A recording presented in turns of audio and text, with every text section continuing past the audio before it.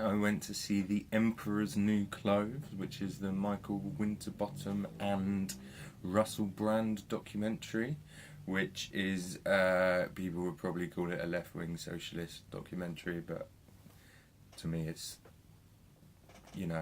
just documenting what things should be rather than what they are now. And it sort of goes through time, depicting capitalism, really kicking off from the 80s in Europe and America, and the shifts of wealth and how wages haven't been growing for the general person as much as they should have relative to how much things cost, and how the richest 1% in CEOs and bank executives and things like that, how their wages have grown as well. So it depicts that, and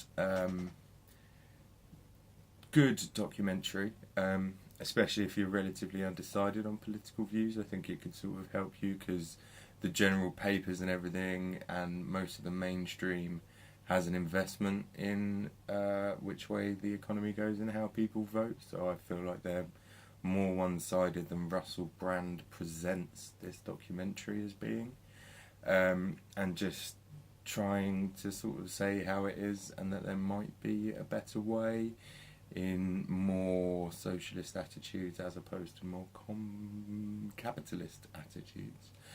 And there's bits and bobs here and there where you can pick minor holes in it, but generally as a documentary it is pretty solid in the way that it presents the information and the information that it presents.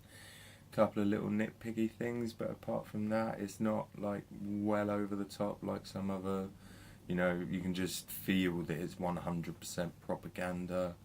It is trying to be as balanced as possible, which is, it's good. He's a little bit Michael Moore, which does annoy me a bit, especially there's a few scenes where he's harassing like bank receptionists, which I think is a little bit unnecessary.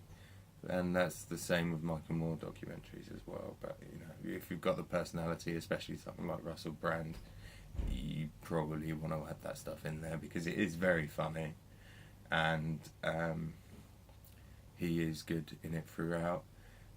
Sounds pretty good, pretty solid. Like, don't see any boom at all, and a lot of the situations don't allow for a boom.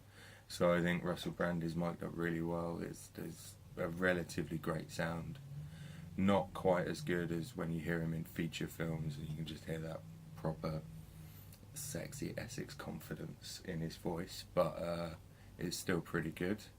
There's one bit especially where he's up some scaffolding and there's an alarm going off, and I really hope that was not put in post, because that was really funny and sounded like it could have come through the lavalier microphone, and I really hope it did. So yeah, but definitely a watch. Especially I took a few younger people with me, and a friend of mine who would try to be quite political and keep up with everything. So we sort of tried to see this. It came out yesterday, so we saw it on the day of release.